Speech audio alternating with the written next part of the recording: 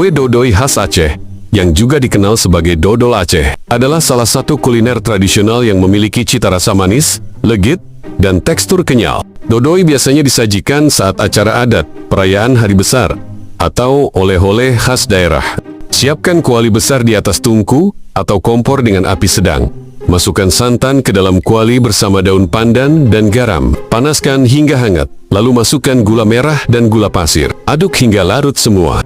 Setelah itu, tuangkan perlahan tepung ketan sambil terus diaduk agar tidak menggumpal. Masak adonan sambil terus diaduk tanpa henti selama 2-3 jam atau hingga adonan mengental, mengkilap, dan tidak lengket di wajan. Proses pengadukan ini sangat penting untuk mencegah gosong dan menjaga konsisten. Setelah matang, tuang dodoi ke dalam tampah atau loyang yang sudah dialasi daun pisang atau diolesi minyak. Ratakan permukaannya.